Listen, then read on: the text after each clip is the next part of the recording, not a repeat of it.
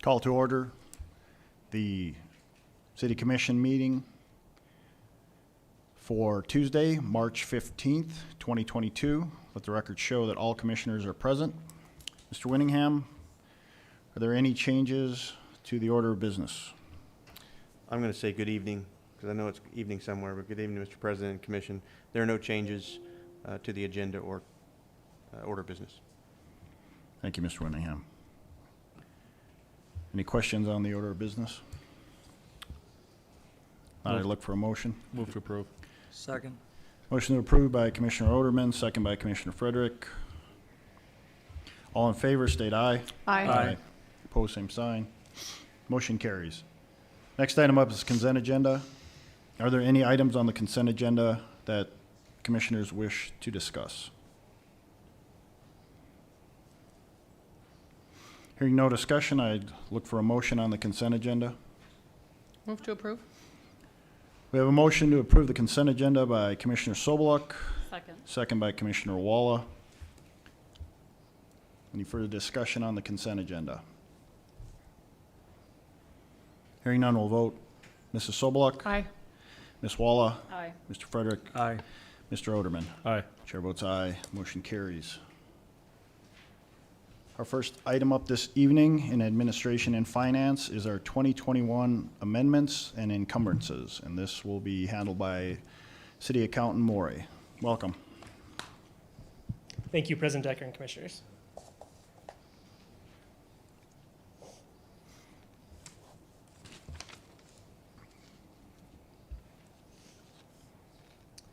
So this will be kind of our tie out to keep us in compliance with North Dakota Century Code for any outstanding budget items that we need to go over before we close out our year end and do our 2021 audit. So this is just a brief overview of any encumbrances and amendments that we are requesting from the Commission. The first two that you're seeing here are 21 budget amendments, and these are the only amendments we have this year. So that means we are adjusting the budget by these amounts to make sure that we stay in compliance with our budget ordinance. So the first one that you can see on the top there is our cemetery fund. We are asking for an amendment for $1,200 for work that we did on cemetery plots and on a reburial project. We had $45,000 budgeted. We went just a little bit over, as you can see. I know we had some topsoil and different supplies that we added to get that stuff done in 2021. So we're asking for that amendment there. The only other amendment is something that the Commission received, I believe, back in November of 2021, or excuse me, November of 2020. Southwest Water increased their rates by 10 cents per 1,000 gallons.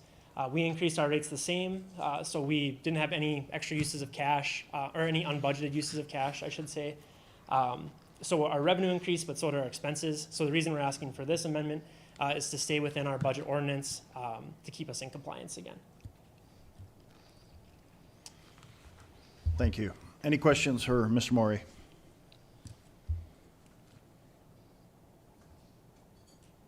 And as you stated, these are the only two, right? These are the only two amendments, and then we will go over the encumbrances after Okay. these. You need a separate vote on the amendments? I believe we can just do one. Okay. And then if there's no questions, you can continue to encumbrances. Thank you. As Mayor Decker mentioned, so moving on with our encumbrances. So the first two that you see here is for our museum. The first line is for technology. They were doing some work on their fire security monitoring system in 2021. The work will not be able to be completed in 2021, so we're asking for that remaining amount to be moved to the 2022 budget. The second item on there is for our exhibits. We had some items that were models from Serbia that they won't be able to get in time in 2021. So again, just asking for the approved budget to be moved from 2021 into 2022. Are there any questions on these first two encumbrances?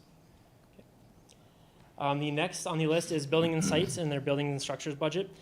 They had some work done on the, will be having some work done on the street workstation office areas. It was, again, supply chain issues, which most of these are. So we're asking for this budget to be moved from 2021 into 2022. The next item up is our street department. They had in the budget a half ton pickup, which was ordered but not able to be purchased. They won't be invoiced until 2022, so we're asking for that amount to be moved into the 2022 budget. The same situation goes for this next item as well, is forestry. They had a half ton with a Tommy lift budgeted that they're asking for that amount to be moved into 2022. In our police department, we had 5,000 that we wanted to move to 2022. It was for administrative training for command level staff that was not able to be completed in 2021. So we are also asking for that $5,000 to be moved into the 2022 budget. The last general fund item I have for you is the digitization of the microfiche cards. So 35,000 budgeted in engineering. That they actually the company already has the items. They just won't be able to invoice us until the digitization is actually complete in 2022. And then the last four here are all enterprise fund items. The first one, it's the remaining amount for the North Water Tower installation and heater. We're asking for the remaining 37,000 in the budget to be moved to 2022. Again, supply chain issues. We weren't able to complete that in 2021. The next item is sewer buildings and structures. This was for bioxide treatment for our lift stations. Another item that wasn't able to be completed in 21, and we're asking to move that to 22. Similar situation with our stormwater building and structures. This is 60,000 for drainage by lift station 8, which is the Broadway lift station. And then the final encumbrance that we're requesting tonight is in solid waste. It's a light plant generator, a portable light plant with a diesel generator for $16,550. That was ordered, but it also will not be invoiced until it's delivered in 2022. So with that, I would do my best to answer any questions you might have, and city staff recommends approval. Thank you, Mr. Maury. Any questions for Mr. Maury on the amendments and encumbrances? This would be Resolution 06-2022.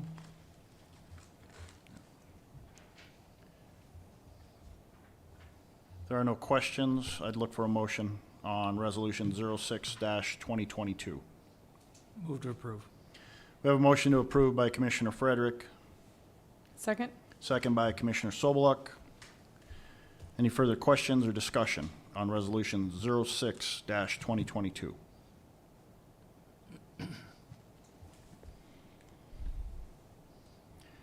Hearing none, we'll vote. Mr. Frederick, Aye. Mrs. Sobeluk, Aye. Ms. Walla, Aye. Mr. Oderman. Aye. Chair votes aye. Motion carries. Thank you.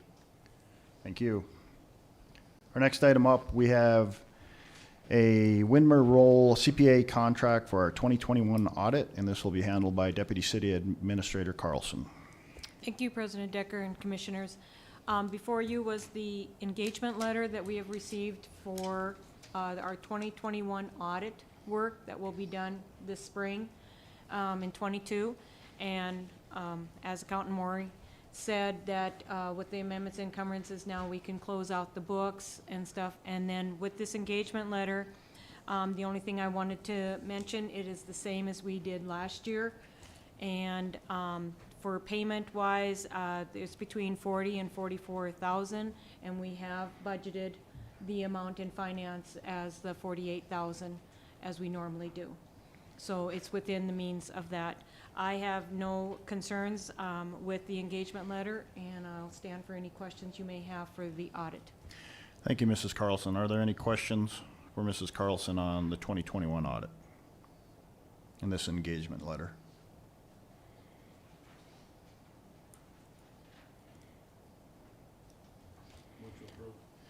We have a motion to approve this engagement letter with Widmer Roll by Commissioner Oderman. Second. Second by Commissioner Walla. Any further discussion or questions?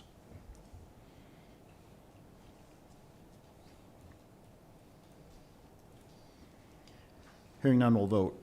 Mr. Oderman, Aye. Ms. Walla, Aye. Mr. Frederick, Aye. Mrs. Sobeluk. Aye.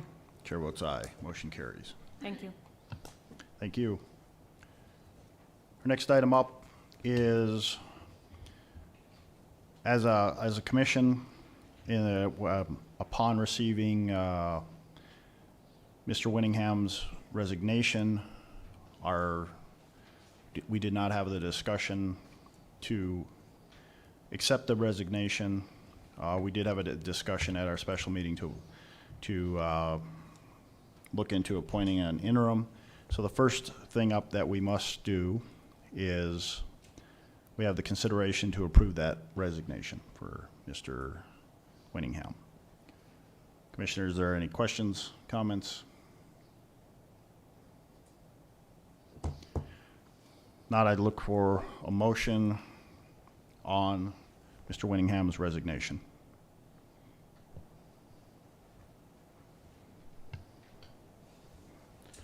Move to approve. We have a motion to approve by Commissioner Oderman, Second. second by Commissioner Sobeluk. Any further questions, comments?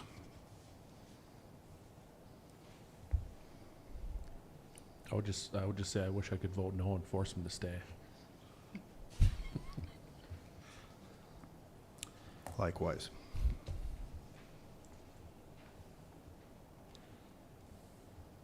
Hearing no other questions or comments, we will vote. Mr. Oderman, Aye. Mrs. Sobeluk, Aye. Mr. Frederick, Aye. Ms. Walla. Aye. Chair votes aye. Motion carries. Commissioner Oderman and myself met with city staff. We had a discussion on moving forward in the process. We're going to go through the same process as we did with the selection of Mr. Winningham. It'll be started by HR. The job descriptions have been sent out. If you have any amendments you would like to the job description, please get those to Mrs. Nominack. We will begin the process here shortly. And in the interim, after speaking with staff and asking if anyone wanted to accept the role, we have concluded that we will appoint, if he is willing, Chief Dossinger as our interim. So, Chief Dossinger, if you'd come forward.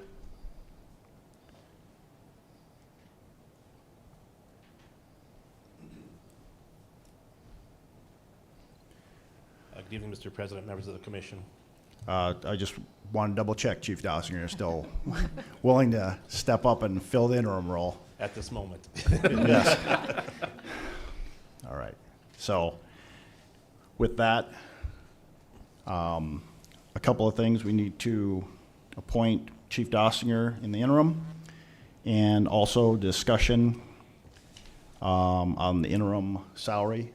My recommendation, I consulted with Mrs. Carlson, my recommendation for the position that while he is in the interim would be in, if you take out the charts that I pass out, grade 2214, and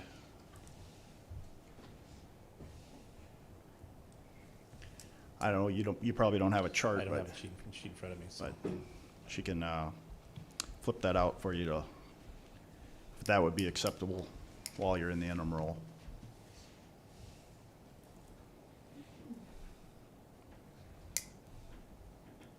That would be acceptable. Thank you, Chief Dossinger. Any questions for Chief Dossinger or myself or Commissioner Oderman?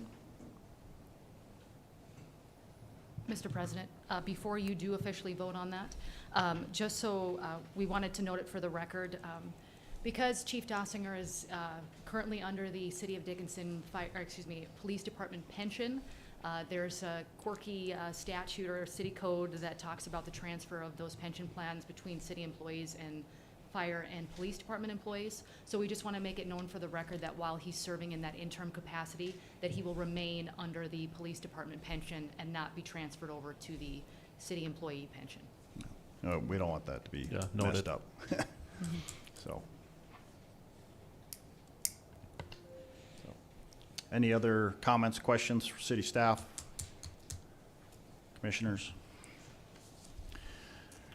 Now I'd look for a motion to appoint Chief Dossinger as the interim city administrator until a new city administrator is found. And then I would say in the capacity to stay on at least a couple of weeks when the new city administrator comes aboard for that transition period. Whatever time you feel appropriate, so, and staff. And consult with Mrs. Carlson and yourself for that transition, so. Thank you. Yep. Move to approve. We have a motion to approve by Commissioner Frederick, Second? second by Commissioner Sobeluk. Any further discussion? Hearing none, we'll vote. Mr. Frederick. Aye. Mrs. Sobeluk. Aye. Ms. Walla. Aye. Mr. Oderman. Aye. Chair votes aye. Motion carries. Our next item up, we have the Youth Commission support for the Behavioral Health Summit, and this will be handled by Deputy City Administrator Carlson. This may have been labeled wrong. We are, Commissioner Waller, we had 2 volunteers that are going to participate, right? 4. 4, okay, and we've gotten those names to Vision West. Okay, and what this was supposed to be part of is us supporting the behavioral health conference up in Watford City. They have different levels of support, and basically us as a city being a sponsor for this behavioral health conference. And I thought if commission approval at that $5,000 level, if that would be, if the commission be willing to do that for the behavioral health. So, and this, I talked to Deputy City Administrator Carlson about funding, and there is funding set aside for this. There is funding for that, and then they would use it, and we would put it in their fund. We have set up a youth commission fund for a revenue and an expense line so that they can handle that, with finance being their backup on the strategy of it, so that they can always ask us. But I did explain to them about the invoices and how we have to have everything for auditing purposes. But we do have the funding that we can support them. And then, like I said, they would, either we can make it the city or the youth commission a sponsor of the behavioral health for that Yep. amount, so.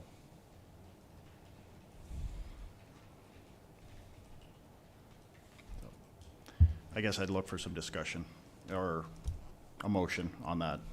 I just want to say that I've been attending the youth commission meetings, and that group of young people is really impressive. They definitely have a vested interest in behavioral health, and it's something that we have long conversations about at each of their meetings. And being so 4 of them are attending, I think I would support the youth commission being the sponsor of it. I think it'd be a nice way to get the name out there, and they've even talked about how they want to stay engaged over the summer. So that is pretty impressive for young people who don't have a lot of better things probably in their mind to do during the summer, that want to come to the commission room and have 3 to 4 hour meetings. They've even talked about even opening it up for public comment from other young people in the community. So, yeah.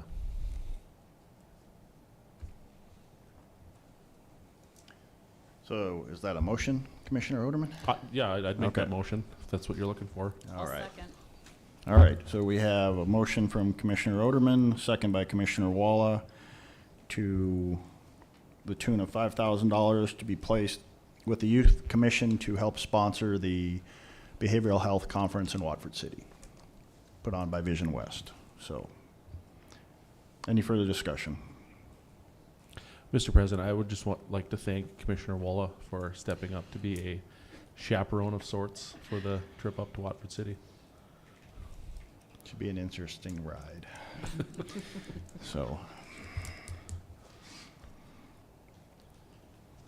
there are no questions or comments, further comments. We'll go ahead and vote. Mr. Oderman, Aye. Ms. Walla, Aye. Mr. Frederick, Aye. Mrs. Sobeluk. Aye. Chair votes aye. And thank you very much. Our next item up is a report by Mrs. Dominic, our HR coordinator, and this is our monthly report. Good evening, Mr. President, Commissioners. First up on our hiring journal is an administrative assistant for Public Works. We have completed the interviews on that and made an offer and are moving forward with that. As you know, we had a building inspector 2 position open for some time. We haven't had much luck with applicants there, so we're going to continue that search. We have a buildings and grounds supervisor position open. We'll be doing those interviews this week yet. City forester position has been filled, and that person started last week. We have a communications specialist position that was open that has been filled, and that person starts next week. A GIS technician, it's a new position for 2022, and we have been taking applications on that and are getting ready to set up the interviews for that position. The part-time firefighter, or AKA paid on-call volunteer, is kind of an open position. We're just kind of keeping that open for any interest we might have for those part-time firefighters. We have a part-time visitor services attendant. It's a weekend type job that was open. We did fill that position, so we are ready to go with that. Police officer positions, we have 4 openings for 2022 that were approved in our budget for this year. We have some in the background phase, and we reopened it again knowing that we didn't have enough for the 4 positions, so we're still looking to fill the rest of those. We had a seasonal paleontology assistant position, and we are doing the interviews for that position. The seasonal snowplow operator, I'm hoping we're done with that and we'll have no more need for it. So we had no interviews and no applicants, so we will not reopen. Senior street maintenance operator, that's an internal position, and we did fill that with Seth Ott he was one of our operators. So they did open the operator position to fill that as well. Solid waste recycling operator, we had a couple applicants. One of them declined the offer, so we're back to reopening it and looking for applicants there as well. As I mentioned, street maintenance operator, we've had several. We had 4 openings. We did fill 2 of those positions, and they started last week. So we'll continue to look for street operators. Utilities manager, we did do some interviews for that position this week, and we have made an offer, so we'll wait to see how that turns out. We are gearing up for our seasonal hiring, so if anybody listening tonight knows anyone who's interested in seasonal positions, we'll have several of those to fill, a good number of them to fill for this summer. So that's all I have for you. Any questions? Thank you, Mrs. Nominick. Any questions for Mrs. Nominick on the monthly hiring journal? It's good to see names and applicants coming through.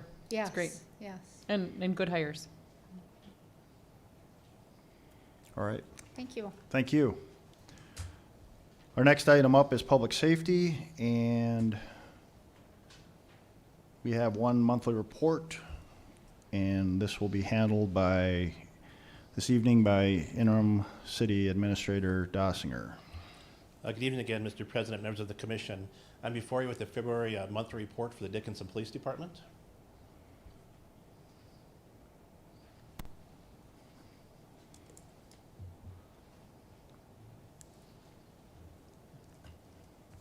There we go. For the month, we've seen 2,273 calls for service. It was an increase from last month and also for the same time frame last year. Our top 5 calls for service, we had responded to 153 parking complaints, speak with an officer, welfare check, warrant service, and bar checks were the 5 most popular calls that we've seen for the month. We did respond to 76 traffic accidents. 4 of those were injury related, and 17 of those were hit and runs. Of their total of 512 traffic stops conducted, resulted in 286 warnings issued and 185 citations issued. The top 5 traffic violations for the month include speeding, driving without liability insurance, failure to register a motor vehicle, care required, and operate a motor vehicle with no valid driver's license. Monthly arrests was led by warrants, with 49 warrants served. Drug-related arrests came in second, and the disorderly conduct calls came in third for the month. We did respond to 74 ambulance calls for service and also responded to 20 fire-related calls for service, which also includes alarm calls for service. There were a total of 102 behavioral health calls for the month. 75 of those were welfare checks, 13 direct mental health calls, 1 intoxicated subject call, and we did respond to 13 suicide threats for the month. Our criminal investigative unit was a fairly busy month. They came into the month with 73 open cases. They took on 26 new cases. They did conduct 4 digital forensic calls, 7 agency assists. They did also assist in 6 search warrants, 3 speak with an officer. They did conduct 4 backgrounds, 1 general information call, and 1 drug offense call. 4 of the callouts for the month, 1 was a break-in, a burglary, 1 was a structure fire, 1 unattended death, and 1 aggravated assault with a weapon, a knife. The male was charged and was arrested and charged with 5 felonies in that case. Our SROs had a fairly active month as well. Dickinson Middle School, they responded to 16 incident reports, and 3 juvenile and 1 adult citations were issued. They're very busy doing presentations for the police academy class, covering basic crash investigations, police response to subject resistance, domestic violence response, criminal investigations, and also SWAT operations. In the middle school, there were 63 incident reports and 12 citations issued. Their presentation was also conducted for all the 7th graders. In the elementary school, they did respond to 8 incident reports with no citations issued. They did do presentations to the 4th grade class on harassment. Community outreach from the SRO division, they did complete 21 alcohol compliance checks, resulting in 4 business failures, and also did do a tour for Killdeer Public School at our Public Safety Center. Training, we had 3 school resource officers attend threat assessment for schools. 3 SROs also attended armored vehicle operation with the Southwest Tactical Team. 3 SROs also did attend the active shooter officer response school. Public school threat assessment course was attended by our criminal investigative division, and 1 detective did attend leadership and police organization school. 1 task force officer also attended a confidential informant training, and 1 detective attended Alzheimer's awareness webinar. Our records division, they completed 28 sex offender registrations and 37 fingerprints for the month. Our dispatch received 701 911 calls for the month, 4,097 non-emergency calls, and had 1,091 outbound calls. Currently in our dispatch center, we have 12 full-time communication specialists. 1 dispatcher is currently in training, and 1 dispatcher will begin her training mid-March. Animal shelter, 28 impounded dogs for the month, 4 were released to the rescue, 2 rescue organizations, 17 returned to the owner, 5 remain at the shelter and 2 adopted. We also impounded 31 cats, 18 released to rescue organizations, 4 returned to the owner, 14 remain at the shelter, and 6 were adopted. Most popular call for service from our Animal Services Division was 62 calls for the month in reference to running at large. As the weather gets nice, especially with people out walking, there's more and more people calling in animal calls. Alcohol compliance checks. We did conduct alcohol compliance checks on Monday, February 28th. There were 4 failures. Those include Southview Liquor, Blue 42, Fat Fish, and JD's Barbecue. We also conducted an alcohol compliance check this month on Thursday, March 3rd. There was 1 failure, which was Sanford Grove and Pub. There was 1 promotional event held in the month of February. Corporal Sam Oki took her position as corporal. And we want to thank Southside Saloon. They did donate $5,000 for us from their gaming funds to purchase a handheld radar unit. And we did have 1 episode of off the cuff that we produced for the month featuring Lieutenant Matt Hansen. Are there any questions? Any questions? Another busy month. So, Thank you so much. thank you.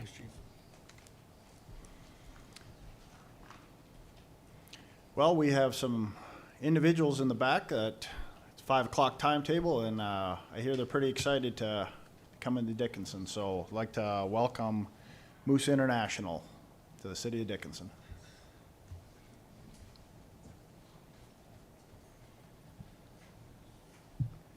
President Decker, Commissioners, thank you for allowing us to speak to the Commission. I'd like to introduce the people that have joined me here today. First of all, my name is Kirk Shep. I'm on the International Board of Directors for Moose International. Along with me today is James Ryan, President of the Williston Moose Lodge, Mike Hoff, President of the Minot Moose Lodge, Danny Huglin, President of the Bismarck Moose Lodge, Jody Huglin, International Higher Degree Board of Director, also a member of the Bismarck Moose Lodge Board, Sean Shep, Territory Manager for North Dakota, South Dakota, and Minnesota. He has 26 lodges he's responsible for. Then our special guest is Mike Rios. He is Moose International Director of Membership. So he is responsible for the membership of our fraternity. So we're just excited to be here. The reception from your community has been phenomenal. Welcome in open arms for the Moose International located lodge in Dickinson, North Dakota. So I just wanted to make sure you knew that it's supported heavily by all the other lodges in North Dakota. So to give you an idea, Williston's Lodge is just a little under 2,000 members. Minot is just under 1,700 members. Bismarck Mandan has right around 1,700 members. So these lodges are not small. And we're driven on community service and our two missions, Moose Heart and Moose Haven. So it's exciting to be here. It's exciting to get a chance to visit with the police department, the fire department. We have what we call Tommy Moose, and we presented those to be in the cars and in the trucks. And we visited the ambulance service also and provided some for the ambulances to have in their cars. But again, we're honored to be here. We're excited to be here, and the Moose is coming to Dickinson. And I'll open for questions, or anyone else want to make a statement?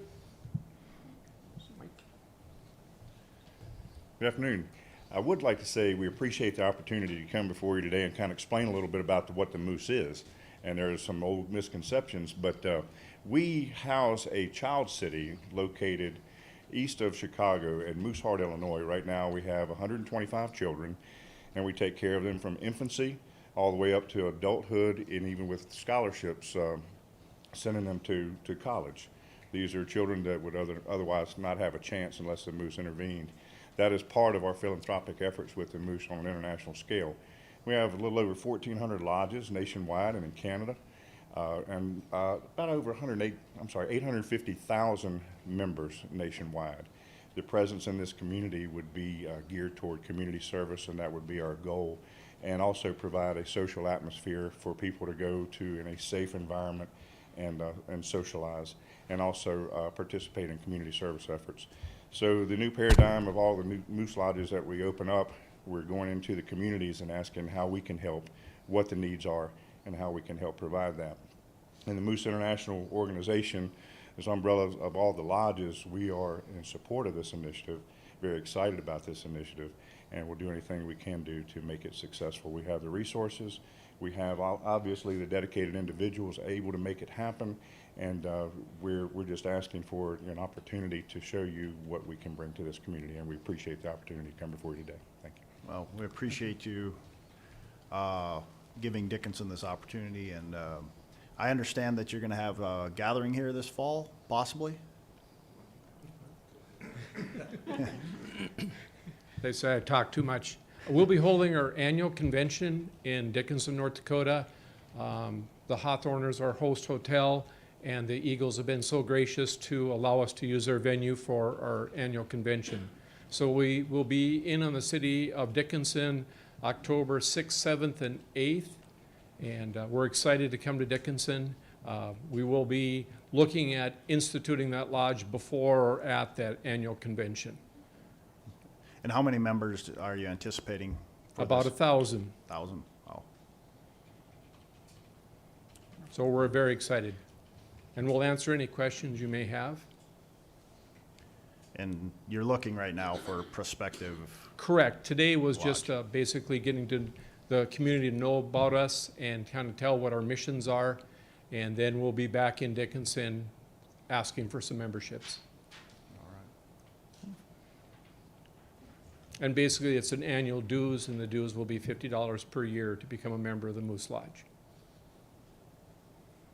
well, I know there's a lot of people that are excited to have you here and have another facility here that people can participate in. You'll find Dickinson to be very welcoming, and the charity here is amazing. We just held an event for Ukrainian relief. A little over 250 people showed up, and it was very short notice. I think they raised $50,000 that night. So it was, I know people are excited, and they'll get behind your guys' efforts too with your two. I think you do something with St. Jude's also, am I correct? We have a lot of different Okay. charitables that we go to. Basically, it's driven by the community to decide where that Okay. charity money goes to. Each community basically has ideas, and when that lodge gets opened, that's where the giving comes by the local members making decisions where that charitable funding goes to. With the support, of course, our Moose Haven and Moose Heart. Commissioners, any questions?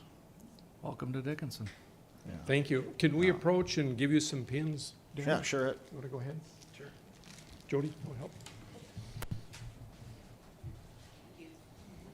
These pins represent our Dakota Moose Association, which is North and South Dakota.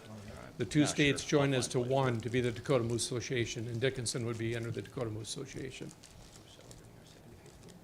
Yes, and we are selling our 75th year as a Dakota Moose Association. Wonderful. Well, again, I know there's a lot of excitement, and can't wait to see you in the community.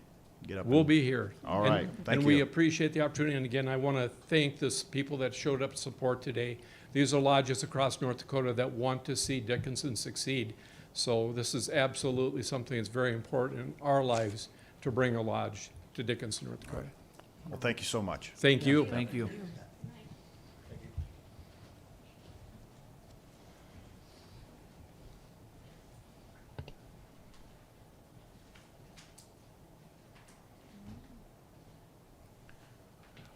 Well, our next item, the timetable doesn't start till 5:10, but I think we can get maybe started on a little background information before the public hearing. Thank you, Mr. President, Commissioners. Before you, in your packet, you have an ordinance that you instructed me to draft based on the last commission meeting, specifically regarding amendments to Chapter 4, specifically Section 4.08270 with regard to the event alcohol beverage permit. If you recall the discussion that we had at the last commission meeting, the changes that were adopted in January, or late December, early January, changed and codified the special event permit that made it unequivocally clear that you had to have a Class A, which is the on-off sale license, in order to be able to apply for and obtain an event alcohol beverage permit. The discussion that was had at the last commission meeting was, the instruction was to broaden that and open that up to include the lodge and club licenses. And so that is how the ordinance is currently drafted. My question to you, Commission, is whether or not you want to expand that farther. I guess now is the time to have that discussion. So just so that we're clear and there's no further confusion, that would mean that anyone who has a restaurant license, has a beer and wine license, has a beer-only license, would not be able to obtain a special event permit. So if you wanted other businesses to be able to do that, then we have to expand this to include those other groups. So that's the question before you this evening. And also too, I will note that the changes to the code that we made in January do provide that for the licenses that we did add, the distillery license, the brewer taproom license, and the domestic winery license, those 3 licenses require an applicant or licensee to actually get a permit from the state first. So the way that the code is drafted with our amendments, they are allowed to have a special event permit if they obtain that from the state tax commissioner first.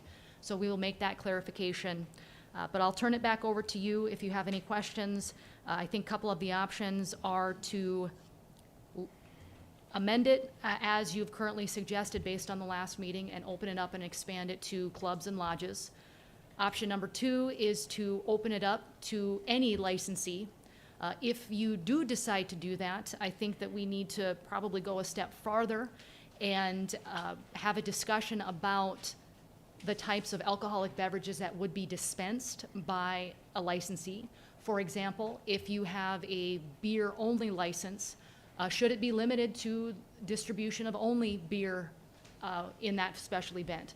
So we just want to have that further discussion and conversation so we can get this going in the direction that you all want to see. And I, again, open up for questions if you have any. My understanding is since our last meeting, there has been a couple of requests too from individuals, one being a restaurant. They were contacted to supply the food, and they would, under this special permit, would also like to supply the alcohol. And in my opinion, again, I would be fine as long expanding this to the restaurants, as long as they're catering the food, that they also be able to provide the alcohol. I don't know why there has to be a separate license holder on the facility when they're already supplying the food, be whatever restaurant. But that would be under the license as a restaurant. They'd have to cater the event. They'd have to provide the food. They just couldn't come in and say, we're going to do a special liquor event and not cater the food.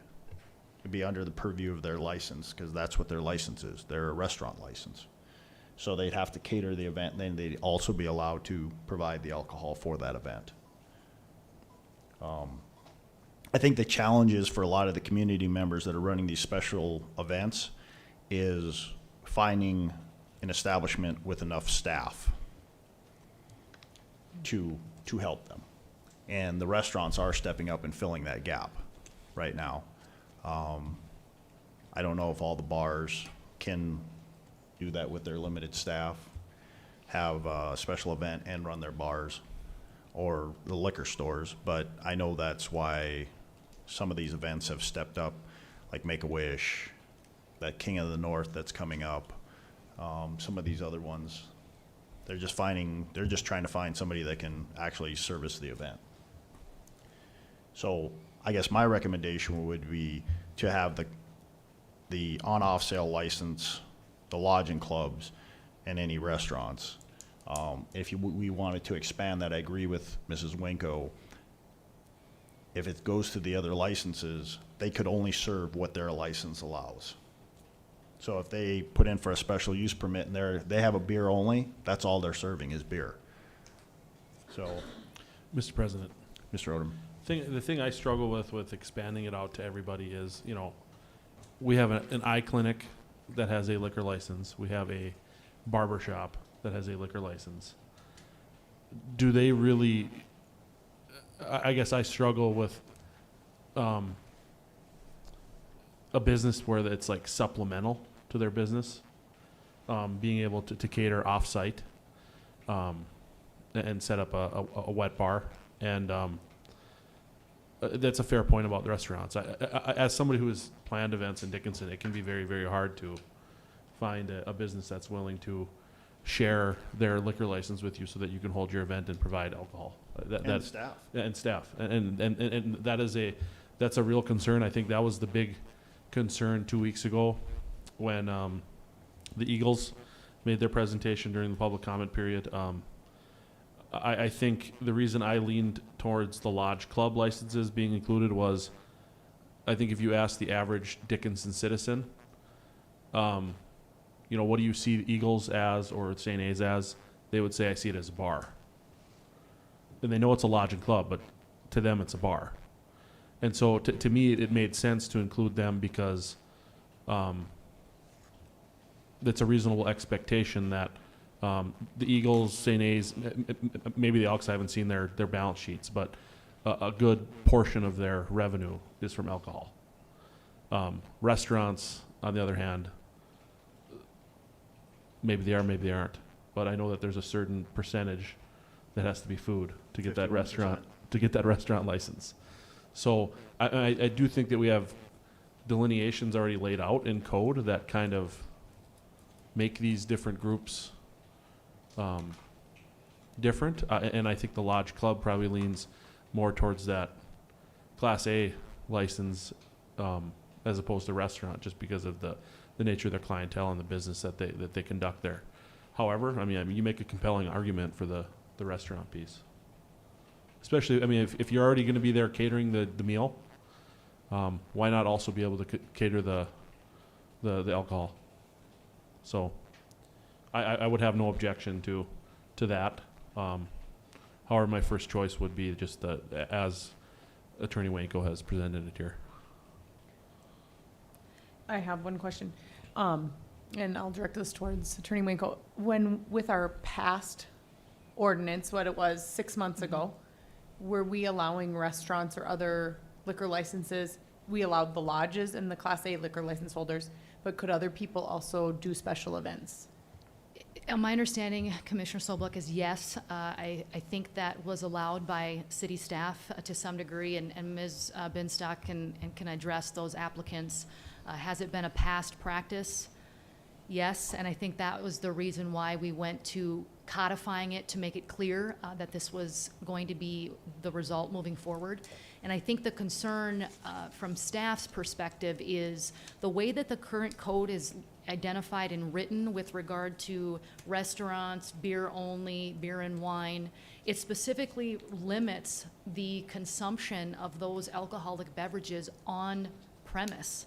And it specifically says they can't be taken off premise.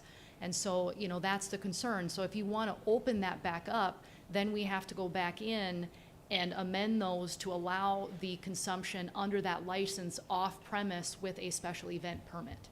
So it's a multifaceted approach because we can't just change one aspect of the code without it affecting another. If you want to go that direction, that's fine. But I think the question was, to get back to your original question, the staff was getting multiple requests and they weren't sure on how to handle some of those. And so a lot of it was probably allowed. And I think the intent is to clean it up and to get it back on track with these amendments and these changes.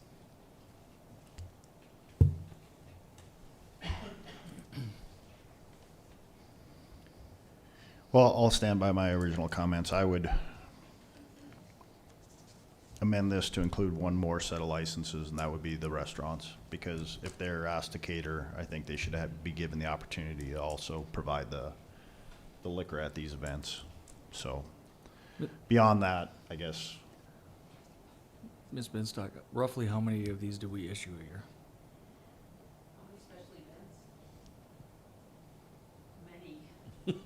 Like about 500, 100? Probably close to 100 maybe? Close to 100. Then I'll ask the PD, have we had any issues with any of these events?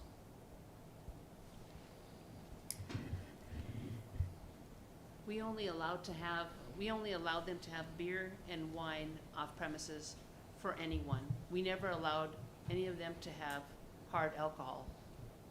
We only allowed, in the past, the attorneys in the past had only suggested that we allow beer and wine to be served at special events, not any hard alcohol. Did that, That is correct. did that change recently? Because I'm a former bar owner and we used to do many events with every kind of alcohol. It hasn't changed recently. One thing to keep in mind is, consistency. In the past, the Class A licenses were the ones that were allowed to take their liquor license off-site. There was one exception. First one that started that was a hockey event at the ice arena, I believe, last year or the year before, in which Blue 42 wanted to take their liquor license off-site. That was cleared by city administration to allow that one. When those permits come to the police department, we had strictly been consistent in only allowing those with Class A licenses to have those special events. Keep in mind, when these liquor licenses, if they take them off-site, they're still responsible for those liquor licenses. So if there's a failure or they're serving a minor, they're still held responsible for Right. that. And I would at expect that. location. So- I would expect that. But we see multiple permits requests come across to, I think 100 is probably a fair number that we see every year for these events.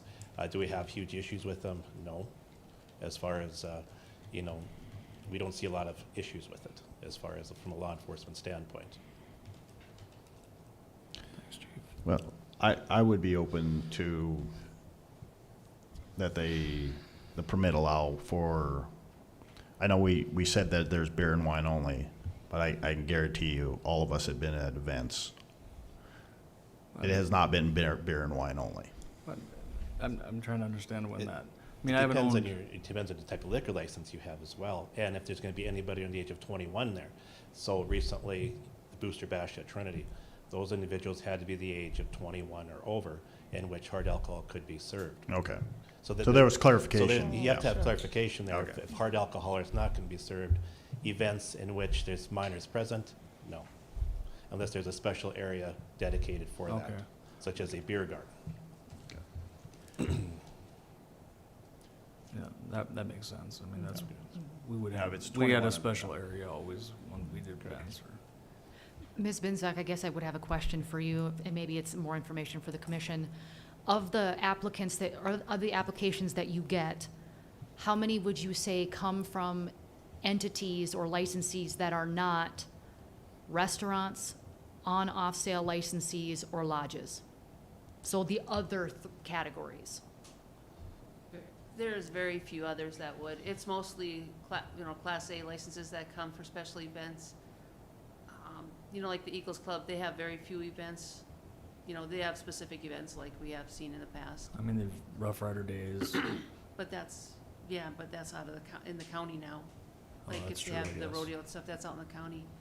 But there's very few others that come for special events. But those licenses haven't been taken off-site before. They've been, parking lot type events on their property. It hasn't been taken elsewhere. So obviously, we're kind of going down a new path with allowing potentially Eagles to go outside, and now that kind of have opened the door to other requests for those that are not Class A mean, licenses. The Eagles has serviced events before that I I've mean, been The at. Eagles has done the Make-A-Wish for years at the rec center. This is not the first year. And I've been on other events where the Eagles has been present also in the past. St. Is as well. Yeah, so, The Elks as well, to be honest. I mean, the Elks has done Yeah. events too. so, The Elks usually has like the one on site. I mean, not recently they're probably, but I pretty- mean, in past what they've done. yeah. But if we make it that if a restaurant license applies, they need to be catering the event too, providing the food. It's not just taking your liquor license and going there. Part of the deal is you're gonna have to provide the food too, because you get this liquor license because 51% of your sales are food, or are supposed to be.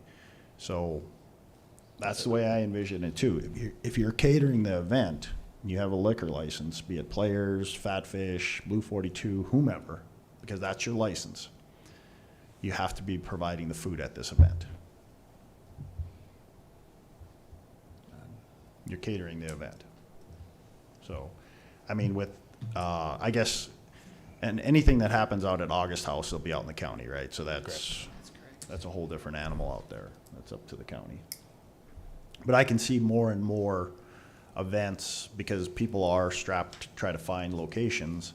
They're gonna be strapped to try to find businesses to service them too. And everybody's looking for help. Right. That's correct. And there has been discussions held among staff on changing the process of how we're taking in these permits, looking at them and reviewing them.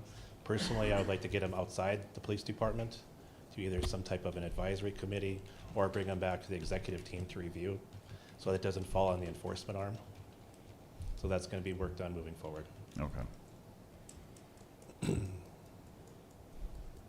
That's a great job for the interim city administrator. Take that on.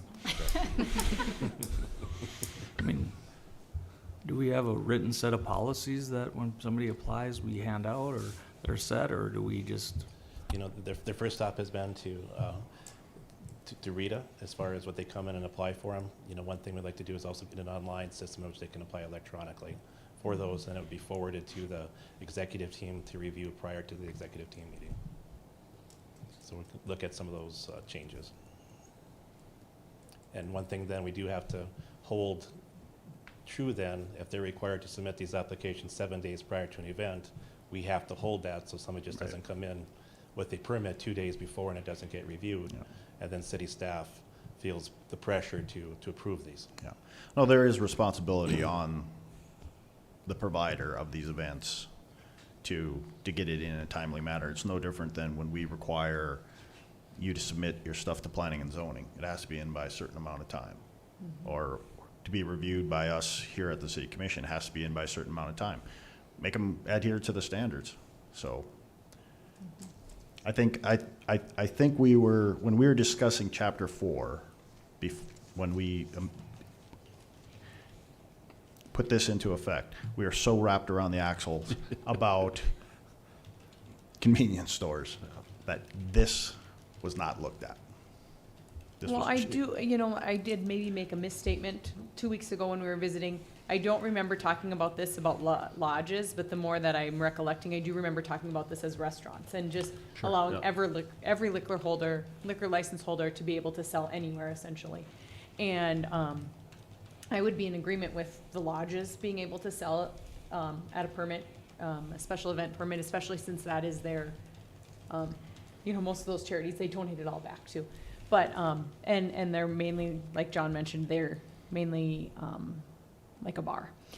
And I would entertain the motion of the restaurants if they are serving the food, but not just, No. not just a sole liquor provider. And I haven't chewed on that one at all, so I would vote for it today, but I would have to digest it more before our second reading. That's so surprising. So, any other comments or staff? Mrs. Winko would, If that's the direction, like I said, it's up to the commission on which way you want to go. What we would have to do then is make the modification to the existing ordinance to include restaurants, and then have some sort of providing that they're subdivision catering. with the catering. And then also too, I think what we'll probably do to make it a little bit more clear is going back and amending the prior section, which is 4.08060, which outlines the specific licenses requirements. What we'll probably do there, under the restaurant license, where it does require that it be sold on premise, we'll have to make an exception that says that it, unless in the event of a special event permit issued by other subsection. So that will be another amendment that will be forthcoming in a different ordinance, because that one I was not prepared for, so. So if you want to, if the commission feels it prudent to move forward with the first reading, then I would have you entertain that with a modification. I did make a modification to the one that I have, anticipating there might be some additional changes.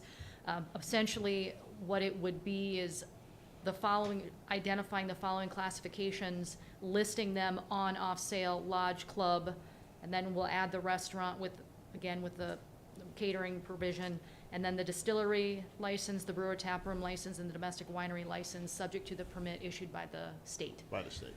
So if you want to see that in written form before you vote on it, then we can table it and we can bring it back to the next meeting. It's up to you what you feel comfortable with as a commission.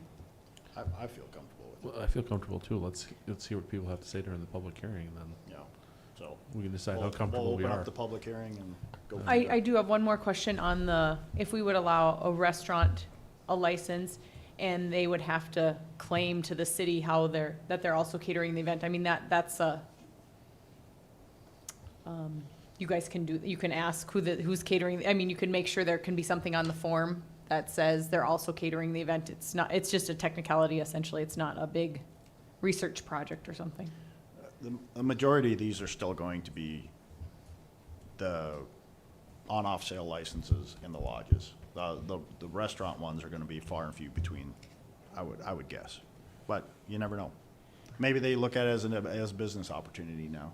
Well, we can always add the little "I swear under the penalty of perjury" at the bottom, so, you know, we can Well, always no, still but add that, but. But just that it's enforced, I mean, I guess you know who's catering the event, if that's what's going on too. Yeah.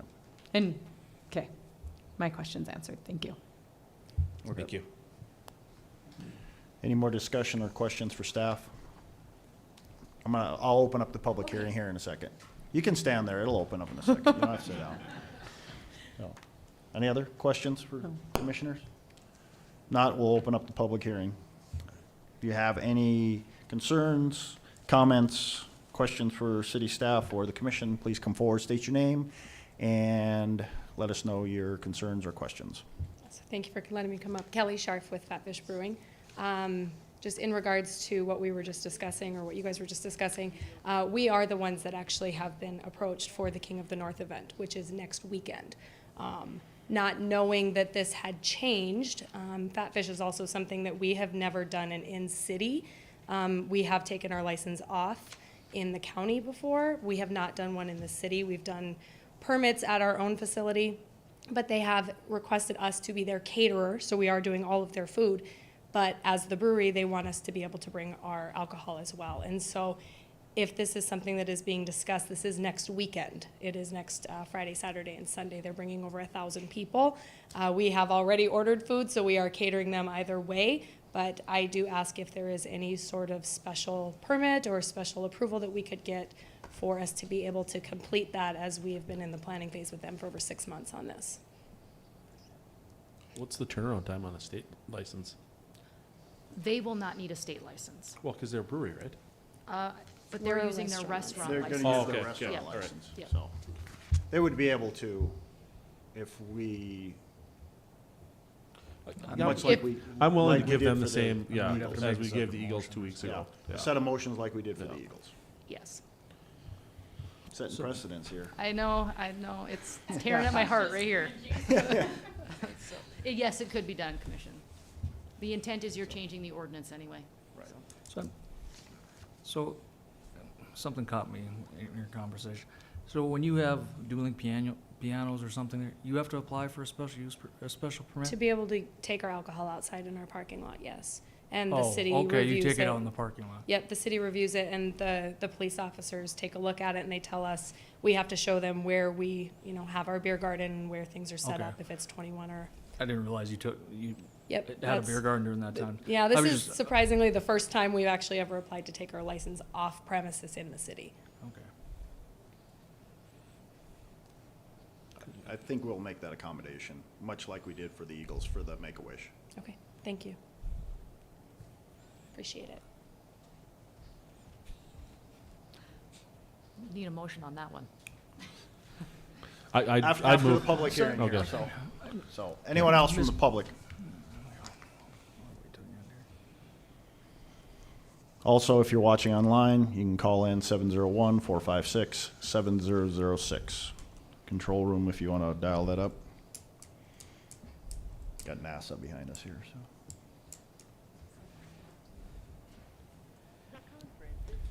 Anyone from the public?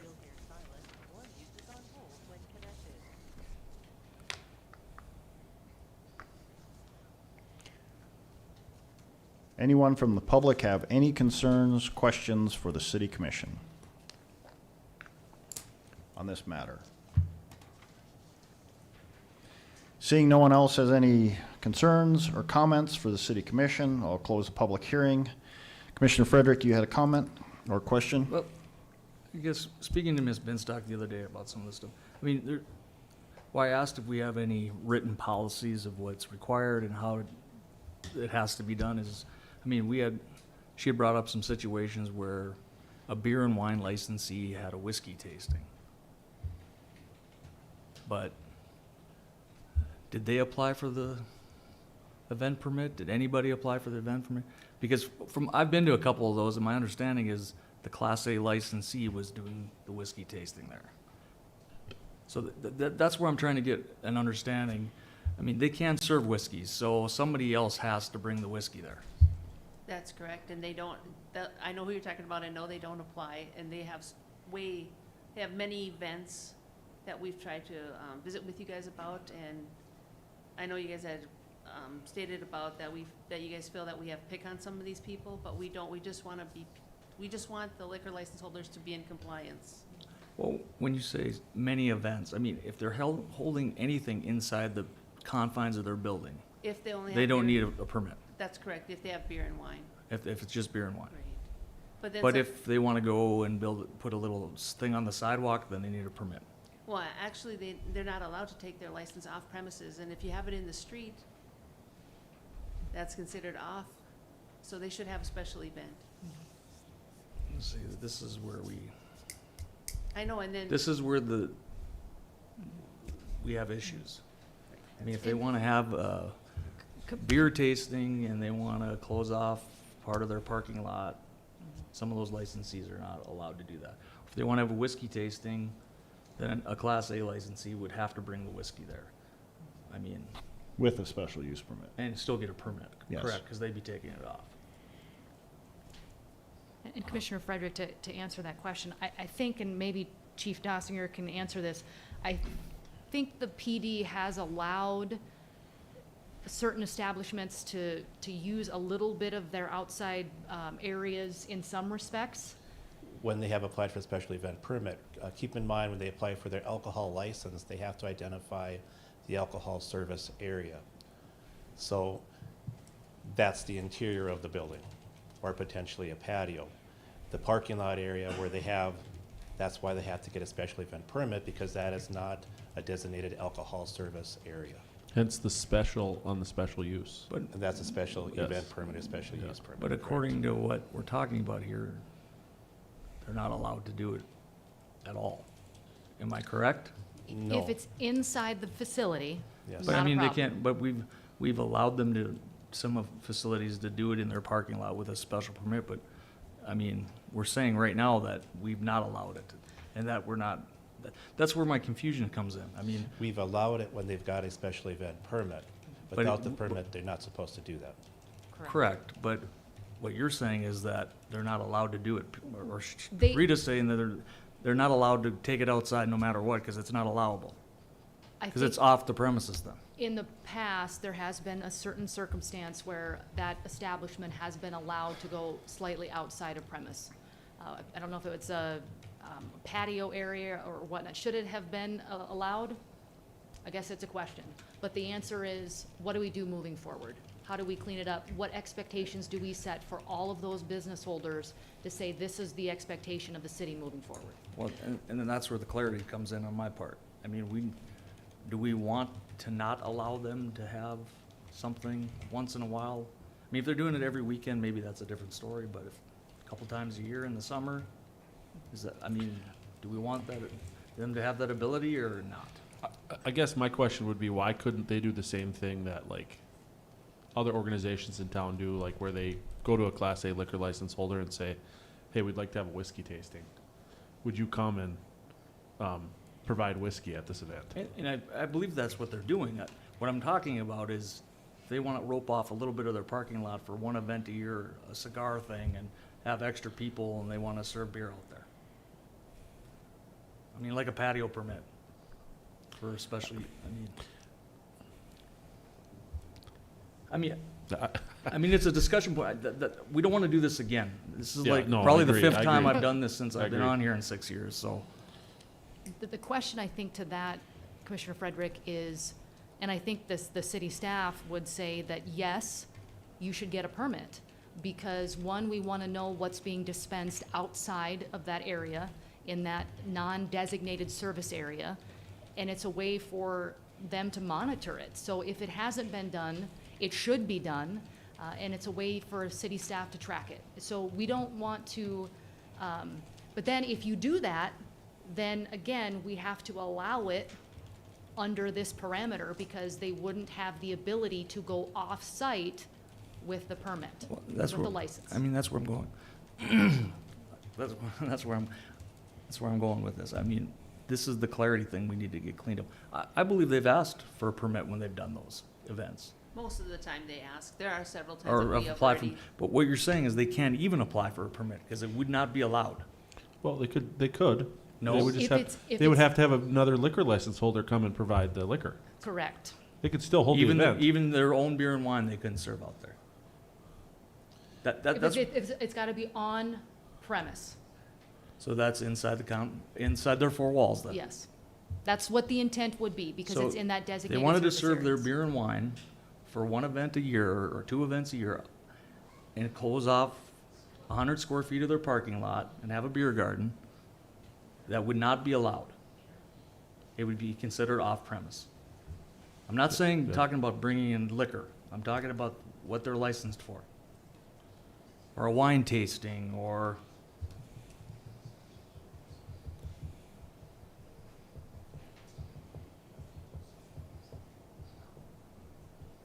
So do you want to? I mean, I might, well, they're a barber shop. I want to make. We want to. I mean, we want to have clarity here. So. They are a barber Because, shop. I mean, we've allowed it to happen, or it's been happened before, they've applied for, so do we want to say it's no longer available to them? I don't know. I go back to the iClinic barbershop point from earlier. Like, we have opened this up to so many different people. Like, if I want to have special events and I've got a business, what's to stop me from just applying for one of these like we've granted to the iClinic or to the barbershops? Yeah. What's to prevent me if like I'm a retail store from saying, hey, I'd like to provide this for my clientele, and so and then all of a sudden we have all these special events in parking lots because it's I mean, yeah, beer and wine or a wine license, anybody can apply for it technically. yeah.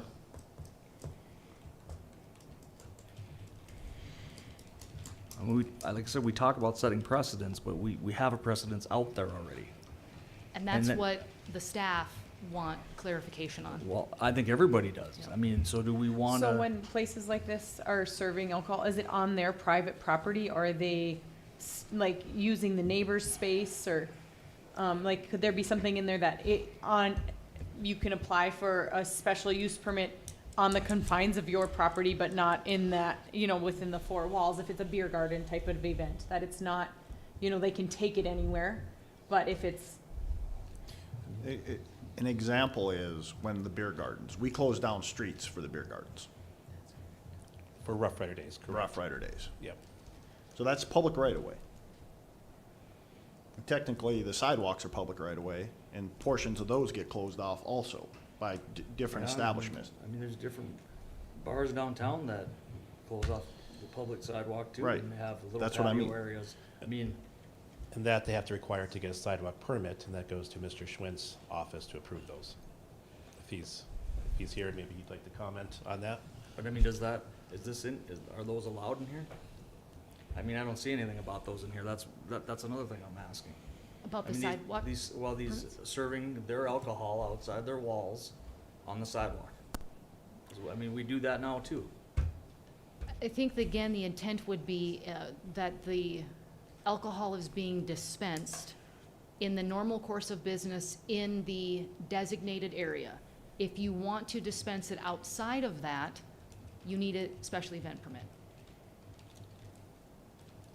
I'm okay with that, but what we're saying is that they won't be able to anymore. And that's a decision for all of you.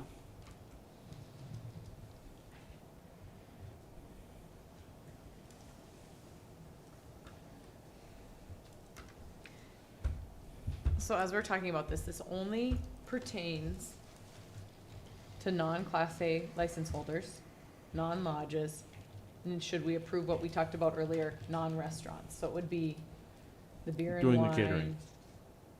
Restaurants have to do the catering. Oh, but they have to be Yeah, catered, yeah. sure. Right. So I mean, like, if I look back, is there how many, help me remember here, I don't have the list in front of me, so I'm blanking. DePore's, the eye doctor, Men's Den. Men's Den. I think that's it.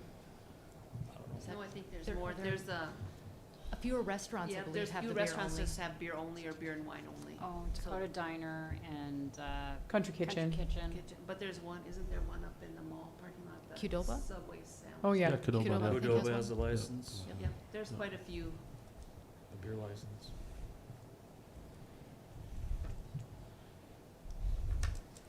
Well, maybe we should hear what if there's any. I would make a motion on the special use permit for the King of the North event for Fat Fish. Grant them the same special use consideration that we did to the Eagles. I'll second. We have a motion to approve the special use permit for King of the North for Fat Fish Brewery by Commissioner Oderman, second by Commissioner Walla. Discussion, questions?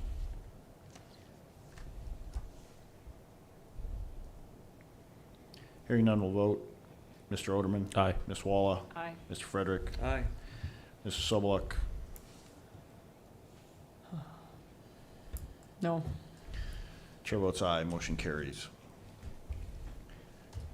Back to our discussion on the amendments.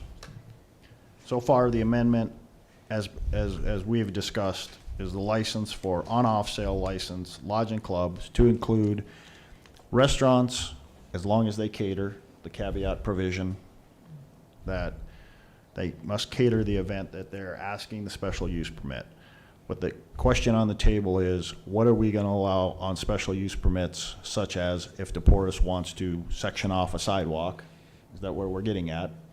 To have a special use permit, and would we allow them to use their beer license, essentially, is Their what beer they and have? wine, yeah. Yeah, their beer and wine for that special event, let's say on the sidewalk, or a beer garden outside of there. If they would ask for a special use, like we close off for the Eagles or other places. Do we give them a sidewalk permit now? So they already are getting that too. So technically, that's outside their, that's what I'm saying, this is where the. Well, but was that in their designated area of service, is on that patio there?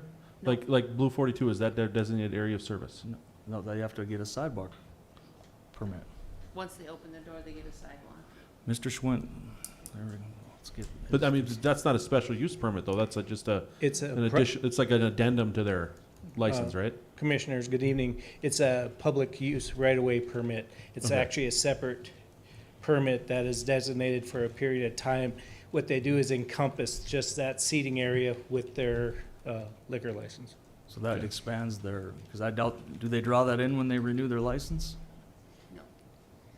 See, so I think that's where we need to find the consistency, making sure all those boxes are checked and everyone's held to the same rules. Because why wouldn't it be? I think this is why this has gotten so complicated and confusing and has people upset and happy and. It shouldn't be that confusing. Municipalities across the nation that I've been in have sidewalk dining. They allow people to sit out there and eat and drink. We're not reinventing the wheel here. This should be something that's very easy. I think we're making a mountain out of a molehill. We just need to be consistent on our molehill. I totally guess I agree. just lean towards like, if you wanna be a bar, be a bar. Well, they're not allowed to by our liquor license. Well, but I mean, that's the. they could be a beer and wine bar. That's Yeah. what I'm saying. I mean, they don't have to cut a hair to get that license. Yeah, exactly. Yeah. I mean, anybody can be. Anybody in this room could go get a beer and wine license tomorrow if that's all they want to serve.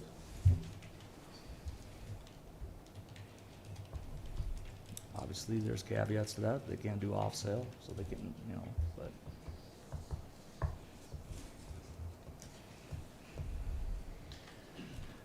I mean, So, I've read through this like 20 times, and I mean, there's, so what would you like to see? I don't know, I don't We're- know. We're getting a lot of questions posed here. I want a solution, is what I'm asking for. I'll make the motion to approve the changes to include lodge and club and restaurants if they cater the event for special use permits. I'd second that motion. Any further discussion? So then, we're not gonna allow anybody else to do anything, even in their parking lot. They can if they get a special use with a Class A or one of these liquor license holders. We're not telling them they can't do it. We're just telling them that you've got to do what DSU, you got to do what King of the North does, you got to do what Best Friends. If they and want all to use those the things. Yeah. sidewalk, they get a hold of Yeah. Mr. Schwint, they get the appropriate permit for that limited use. But according to what we're approving here, they would not be allowed to take it outside their walls. Their current, their license, they would not. Correct. Their So they would be license, able to get the sidewalk permit. For if it's their license. outside of the designated area, correct, they would not be able to. If they want to have an event inside and serve beer and wine, not a problem. They have tables on the sidewalk like Blue 42 does, like The Rock does. That is outside their walls, and they do not designate that area in their license renewal.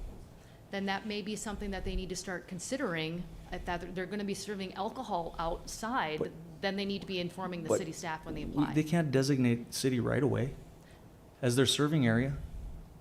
So they're serving when they're serving using the special event permit to go outside the establishment. Okay, I keep hearing the problem. What is your, I don't know what the solution is, but I'm just saying that that's what's gonna happen. so what do you suggest? I mean, I just want to make sure everybody understands that if we approve it this way, they will not be able to get a sidewalk permit because they cannot take it outside their walls. And Jason, I'm not 100% disagreeing with you. My reason for seconding this motion is that we can do this, and this one, it seems like I agree with you. I don't know the right answer. I don't think it's, but I don't think it harms us to approve the first part of the motion and then continue to look at that one. And I know we want to say we don't want to look at this alcohol license again, but like you said, we look at it frequently. And so that would be my, part of my reason for, let's move forward with what we can do and then continue to look at how we can make the other part better. Ms. Winkle, I guess I'm having a hard time because my understanding is that with their current license, they can get that sidewalk permit. Correct, Mr. Schwint? Okay? And so they would be able to serve alcohol on that sidewalk on their patio.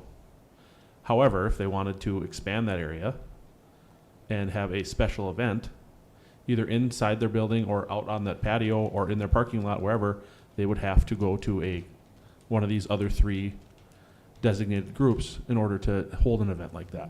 Am I misunderstanding that? And I think the question, and again, Chief, come on back up here.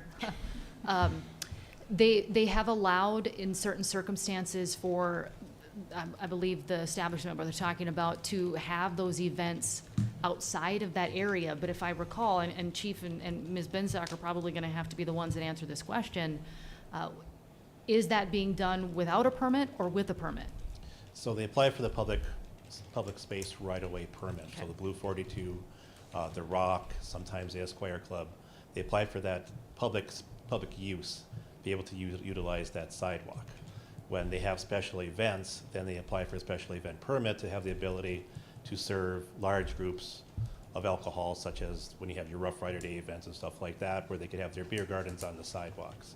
What we haven't required is like Blue 42 to have a special event permit. That is a smaller area.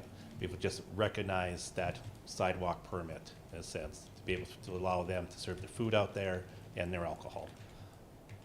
I get, where I'm going at this, I understand the special, are we gonna allow anybody but the three to still apply for that sidewalk permit? Because we contradict ourselves when we say they cannot take it off premises, and that the premises is the four walls around them. So are we gonna allow them to still have a downtown for 4 or 5 tables in that area, or are we not? That's what I wanna know. I guess the question would be posed then to you, do you want them to be allowed to serve alcohol outside of that designated area? And if so, then we back into it and say yes, then they would be able to get that permit. So I understand where you're coming from now. So Yes. like, there's the 3 entities that have the patio permits that would fall into this motions grouping, but the one in question that we're talking about does not fall in this grouping, so you're. Correct. You're worried about the I public. mean, it's a PPI. downtown thing. I mean, Yeah. are we gonna allow them to still have that little area on the sidewalk, or are we not? Sure, and so I have a question on that, and I'm not sure where this is going, but, you know, when you can't, we talked about how if you're defining where you're serving, has to be within your 4 walls, it can't be public property outside, but could there be some way that we would say, if special permit, if sidewalk permit is granted, you know, then this is part of our establishment, so then that portion, there's a caveat on that when they're drawing that out on their. Well, I think You they gotta would make it submit that drawing to Leonard when they apply for that permit. I just wanna know. But if it could be on their annual renewal, so it's part of it, so it's Right. it's Yeah. part of their establishment, they're not taking it off-site. Yeah, can you make a change to the sidewalk permitting process as opposed to the liquor license? Well, no, I'm I still think they talking would have to liquor put on their license, too. liquor license drawing, right? Because don't Right. they have to designate Okay. on their liquor license application where they're serving? And the public space right-of-way permit expires. It's not something that's year-round. Sure, okay. That's something they have to apply for every Yeah, year. I mean, what do we normally give them, the summer? Correct. Typically, yeah. Yeah. I mean, they're not gonna sit out there You wanna in sit out there? January, I don't You think. could today. That's the only thing I want that clarity. I mean, we don't wanna allow them to have the special use in the parking lot, that's fine, but are we gonna still allow them to have the sidewalk? Or any business that has that license downtown? I mean, we have another restaurant that's about to open down there. you know. I would just make the suggestion that it be part of the licensing permit in the future. We're gonna Yeah, license then we can approve it sidewalk? as a commission, we can approve that. We're gonna license the sidewalk during their annual? Like where What? Blue 42, Yeah. they're offset What if they designate it as a temporary? as a temporary serving area. In the city's And right away? Well, yeah, that's a And pretty it- clean fix to this, I think. Then we can decide whether or not we want to grant the sidewalk permit, and you can just grant the sidewalk permit from January 1 to December 31st. In the serving area. So that way, the liquor license What's coordinates the with what they're concerns? already doing, Yeah. basically. What they're doing already, what are the concerns? I think the concern is obviously one, consistency, and making sure that city staff know where alcohol is being dispensed outside of that designated area and when. And that's the concern. That's why we have, when you apply, a licensee applies, it's very specific on your application where in fact you're gonna be doing that. If we need to look at the application process, yes, that's a possibility. It's another avenue to explore. Also, too, I don't think we want to circumvent the sidewalk permit because obviously Mr. Schwint's department needs to know when those things are happening. So I guess I wouldn't be in favor of saying, let's do a blanket sidewalk approach because, you know, again, we need to know when these things are happening for city right-of-way purposes. So I think we have to flesh that out to see what that would look like. Or I guess what you could say, going one step farther, is to say,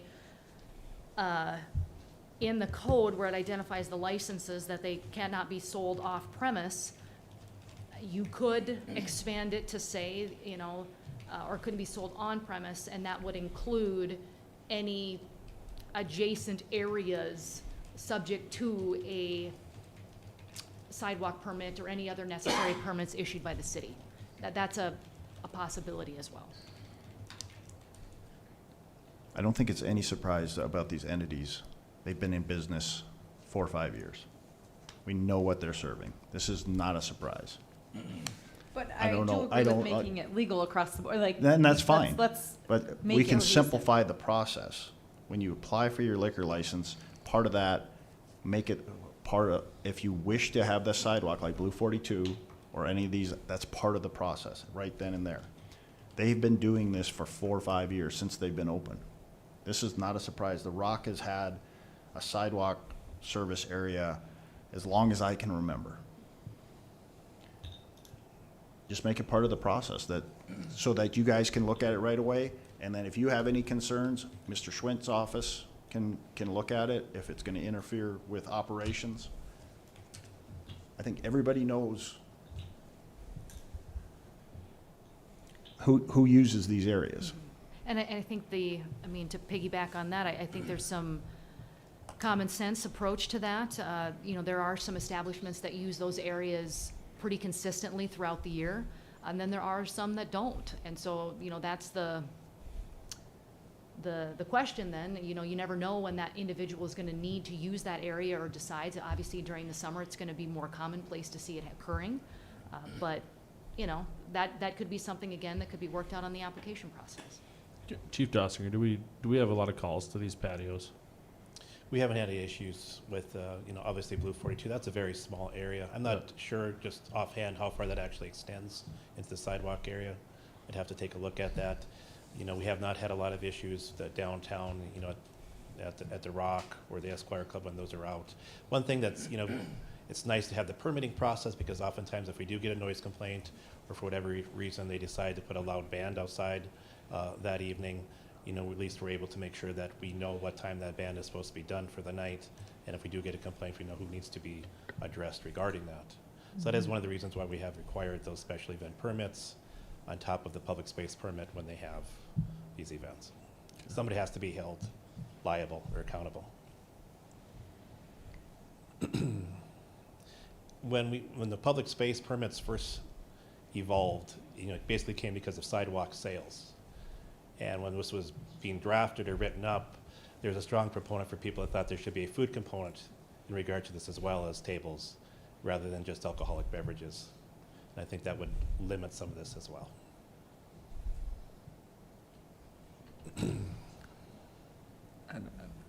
I just think we're just making it harder than it has to be. But you go to any downtown across the country, and That's what I said. there's people having beers outside in front of restaurants, bars, whatever. Like you said, we're making a mountain out of a molehill when this could be just some easy solutions. Well, and I think Mrs. Wanko made a valid solution. Adjacent areas with a special use permit.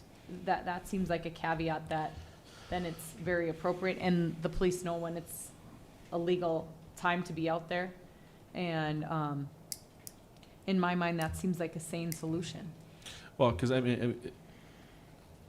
my response to that would be, do you see people drinking on the sidewalks outside of barbershops and eye clinics in downtowns all over America? And I would say you don't. They're outside bars or lodges or clubs or restaurants. We go back to the barbershop thing, but they could be a bar that cuts hair. There's no limitation to this license, so.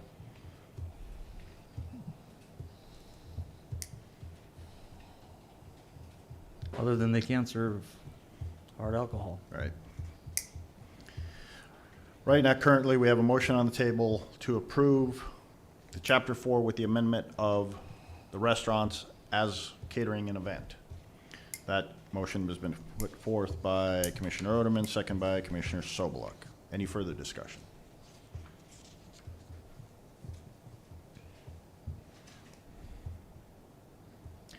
The only comment I'll have is that present us with, you would think would be an adequate solution, Mrs. Winko, to the facilities that do have sidewalk. I'll bring forward two versions, I guess. Okay. One based on what you just discussed, and if you want it modified, there might be an additional modification, but it also may be additional ordinances that have to come forward to coincide with the changes that you want. For the second. I have another request with that. Could we also, as it's being posted in our notes, like the sidewalk permit be posted with that too, so that we can reference both very easily? so that we can look to see what is all referenced during that and it's clear. Thank you. Do we do any of these sidewalk permits anywhere but downtown? Maybe it's limited to the downtown zoning district. Usually those that are requested for sales, it might be clothing sales out on the sidewalks. It just doesn't necessarily have to be alcohol sales. I mean, the alcohol, do we have any other places that request a sidewalk? Yeah, what do we do with players out on their like patio that's connected to their bar? That is part of their licensed Okay. premises. There's a designated, like Liquid Assets, Yeah. our neighbors, that was their designated serving area, but. Ms. Mr. Binstock, Schwint are was you back aware of there any shaking others his head for- no, so. Yeah. So, I mean, that's another, something we can look at. Maybe we just limit it to downtown area. I don't know.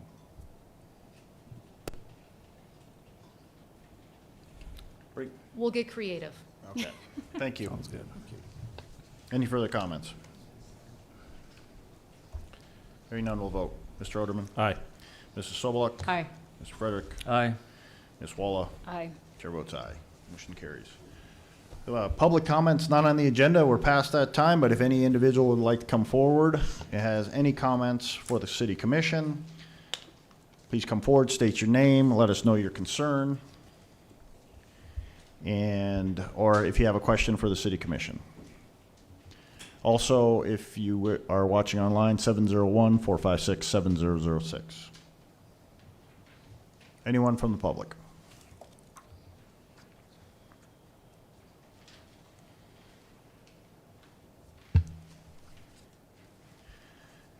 Anyone from the public have any concerns not on the agenda this evening? Please come forward. Seeing no one has any comments for the city commission, I'll close that. We'll move back to Public Works, and we have a JLG Town Square Amendment number 4. And this will be presented by Public Works. Directors are off. Good evening, Commission. Thank you. Before you have Amendment 4 to the Professional Services Agreement with JLG. Previous concerns and questions, there were 4 of them. One was the power, one was the stage height, and one was the access. I think all those were answered at a couple meetings ago. Per your direction, we move forward with the Amendment number 4 that would do the analysis of having a real ice rink at this site. I guess if approved tonight too, I do want to discuss who you want as stakeholders to decide, you know, what you want for an ice skating rink, what manufacturer, and that. So I would hope to have some discussion or who you want JLG to meet with.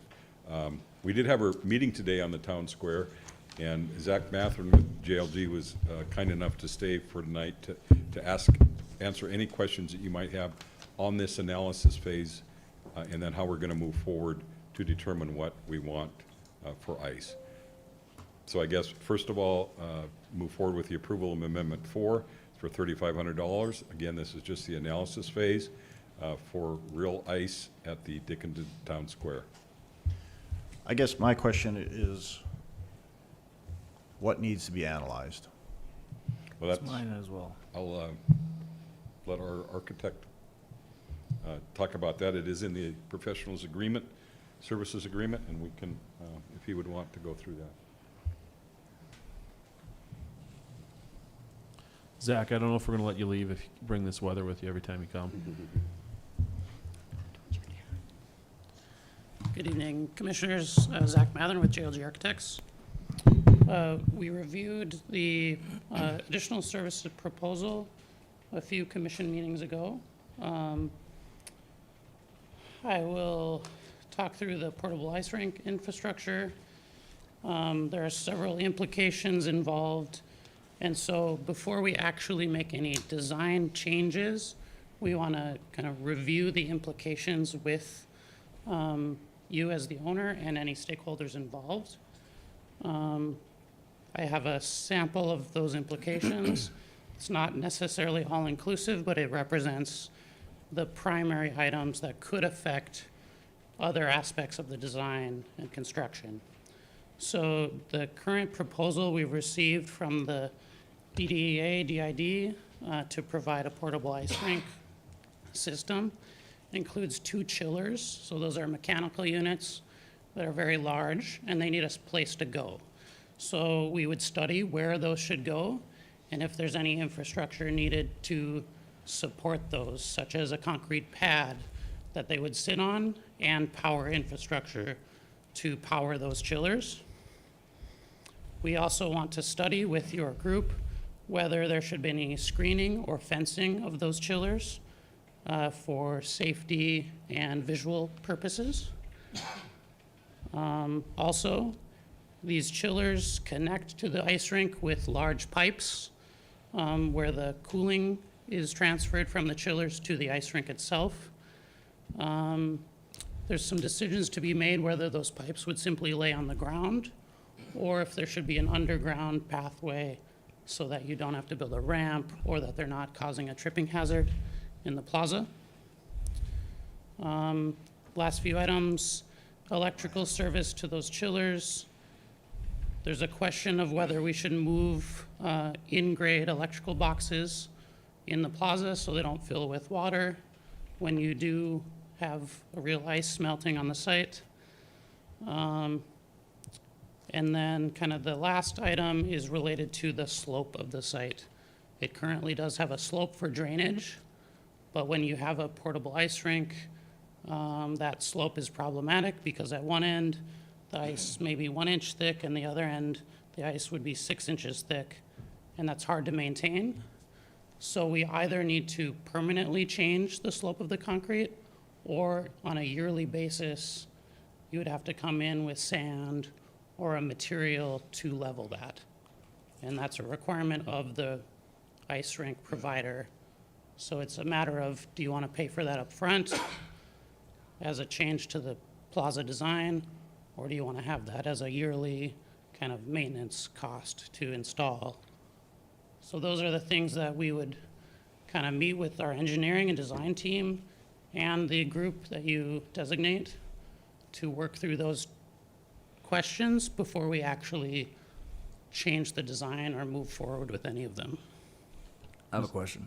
Is that, Yes. I mean, the original concept that you guys designed for this showed an ice rink in the wintertime. So when we were drawing all these grades and slopes and possible outlet locations, we never decided to keep that in mind, or?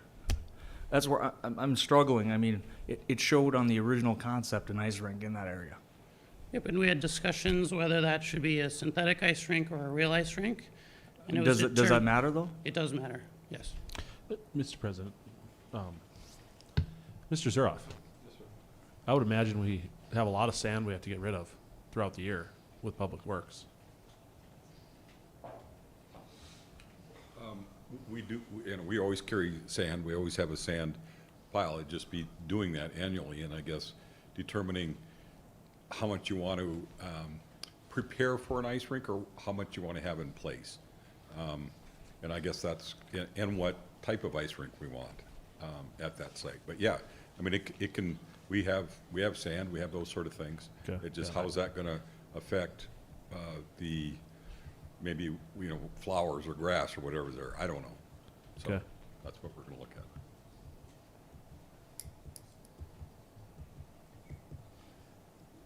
So a synthetic rink and a real ice rink, I mean, there's a. They have different needs and But requirements. the grading, I mean, the grading of the site, I mean, they don't have to both be flat? No. Okay. So what's the leveling device on the synthetic? There is no leveling device. So it's sloped? It is slightly sloped. It's about a 1% slope, I believe. So it'll be a 1% fill that we'll need for real ice. Correct. Or of course, change the grade now, you know, so you won't have to add that fill when you put the ice rink in. And what is the purpose of the grade today? Why do we have a grade on there? To drain the concrete in rain events, snow Okay. events. It's stormwater management, so that And water so- doesn't sit on the site. Okay. So there are pros and cons, certainly, to flattening the site for real ice. So It's they, not, it's not a simple answer. sure, and so they show these like on tennis courts and other things, and, is there a lot of pooling issues on tennis courts during rainstorms when it's all concrete and it's flat? There often are, yes. Okay. They often have to be like swept or squeegeed clean after rains.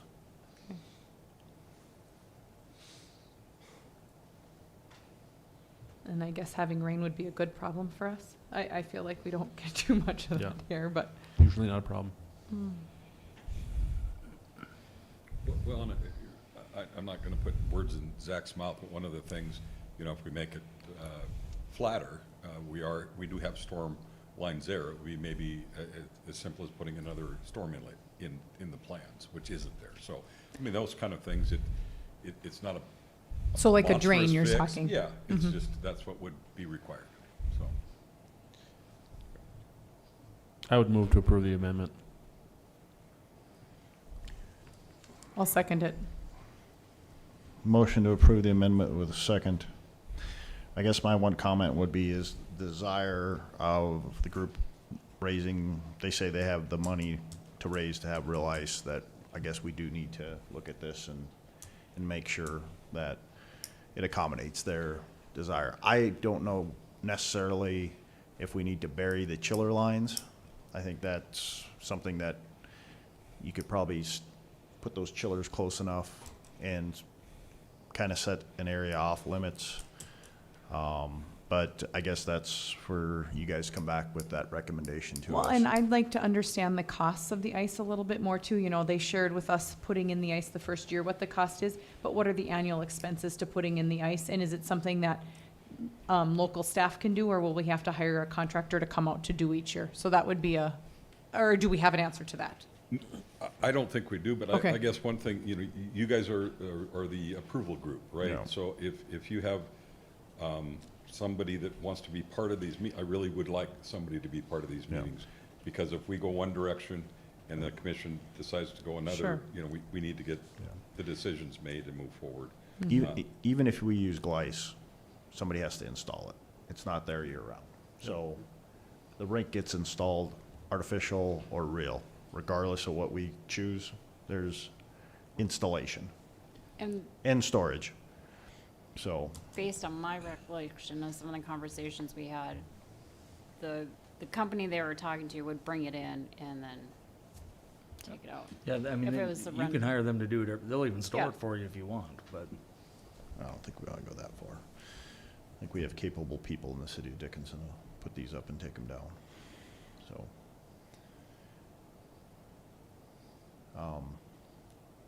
So we have a motion on the table by Commissioner Oderman, seconded by Commissioner Soboluk to approve this amendment for JLG to study the real ice implementation. Any further questions for Mr. Zuroff or Zach on this item? Hearing none, we'll vote. Mr. Oderman? Aye. Mrs. Soboluk? Aye. Mr. Frederick? Aye. Ms. Walla? Aye. Chair votes aye. Thank you, gentlemen. One thing, if that's approved, I would like to schedule the meetings. Is there a couple representatives that would like to be part of those meetings and discussions on how we want to move forward? Commissioners, I'm already sitting on another ice thing, so I'm gonna Right now, absolve myself from this one. I think with this approved amendment, I think there's 2 meetings, you know, as part of this, and so it'd be 2 meetings, but I would really like the input from a couple commission members. When are the meetings usually held? We haven't scheduled them yet. They're to be scheduled. If it doesn't take a lot on my work day, I can, Okay. since I've been on the And task we- force. Yeah, we sat on the task force, I guess. We should invite Christie probably as Yep. well. Right, I think I'd do the DOD, DID, Whoever. and Jason and Nikki, and I'll try to set up some meetings if that works. Yep. Okay, appreciate your Sounds like a time. plan, Mr. Thank you. Ruff. Thank you.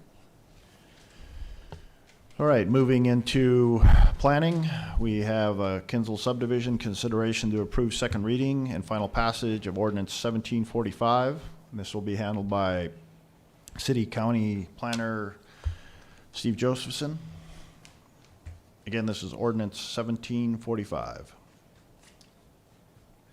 Good evening, Mr. President, Commissioner Steve Josephson. You have before you a second reading of ordinance 1745. This is a zoning map amendment in the Kinsel subdivision for a 1.54 acre home site. This is the second reading. The commission at the last meeting voted for approval. There's no changes between what you heard then and what you have before you now. And I'm here to try and answer some questions. I'm pinch hitting for Mr. Hadley, so, but I'm here to answer any questions you may have. Thank you, Mr. Josephson. Any questions on 1745? There are no questions. I'd look for a motion. Mr. President, I move to approve final passage of ordinance 1745. We have a motion to approve ordinance 1745 by Commissioner Frederick, Second. second by Commissioner Walla. Any further discussion?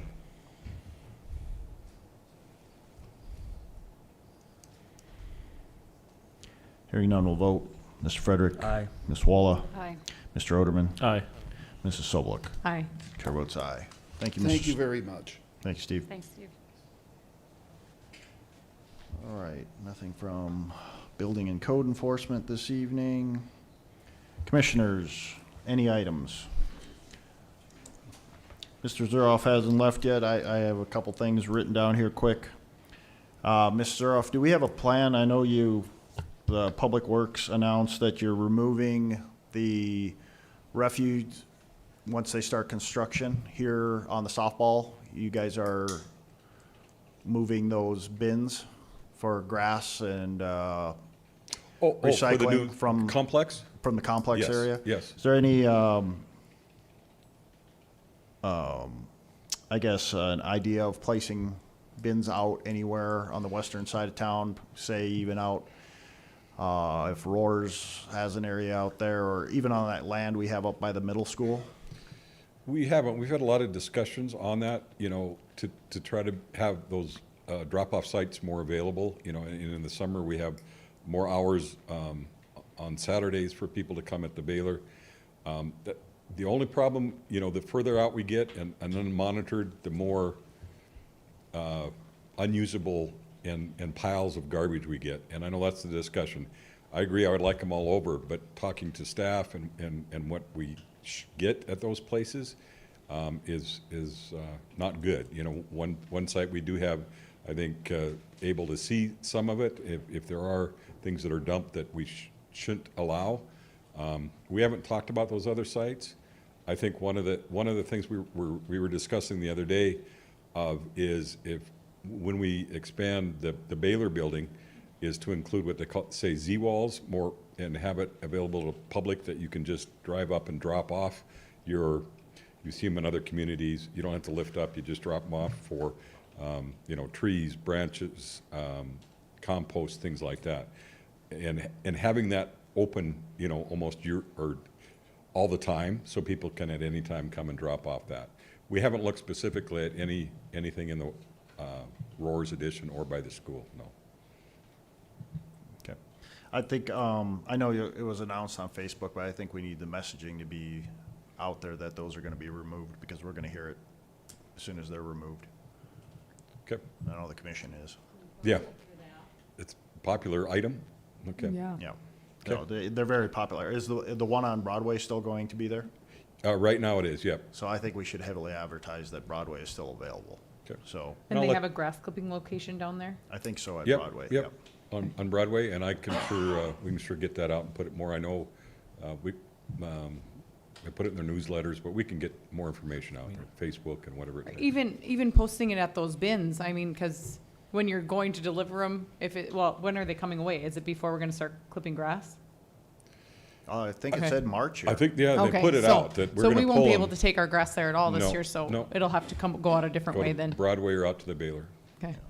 Yeah, so I think that message needs to get out there to the public before they, all of a sudden they disappear and everybody's gonna want an answer, so I We think. can do some more of that before we start Some more having them all. education on that.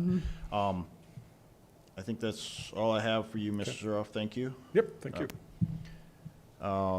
For engineering and planning and zoning, I would like, if we could get a list again of all the empty lots that the city has, put them up for bid again with a valuation on them. There's no point sitting on empty lots. They need to go out for bids again. And also,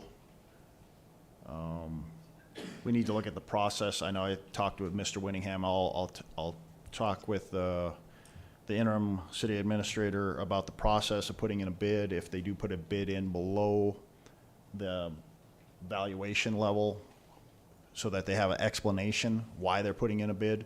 Sometimes they're putting in bids and they're saying, well, I would buy this, but I'm gonna have to do X, Y, and Z upgrade to it, say sidewalk.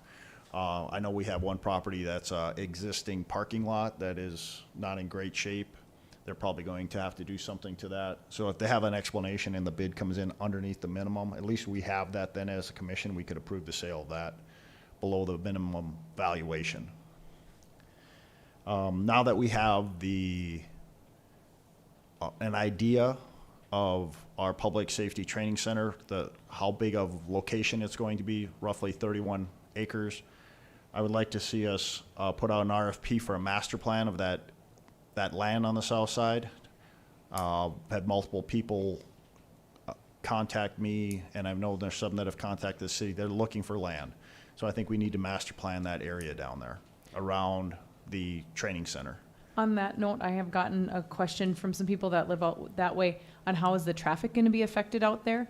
And will that road be appropriate, or is it going to get quite busy out there? And so, because, you know, it narrows down to just that 2 lane. It goes from that wider road and then it narrows down. So something we just may to have make to sure look we at keep that. in the plan as we're looking at it, or making sure we're.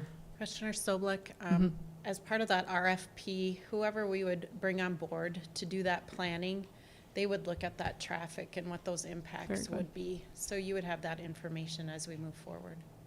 Thank you. Okay. And then once we start the process here of selecting the city administrator, we're gonna have to form up boards again.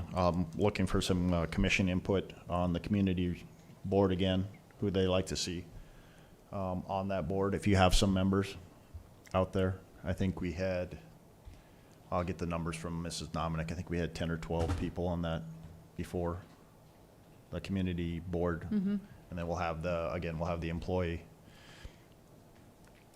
board, and then us as commissioners. I know we had talked about putting out the engineer position. I think that needs to get prepared. We need to prepare that position to be advertised for the city engineer.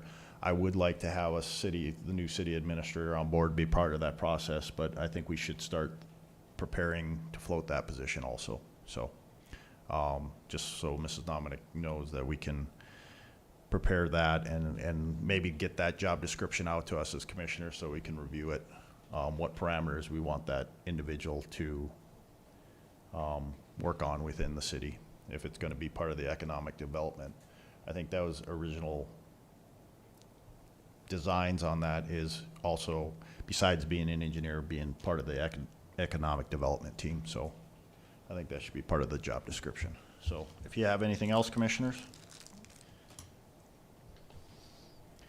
Not, I look for a motion to adjourn. So moved. Second. We're adjourned.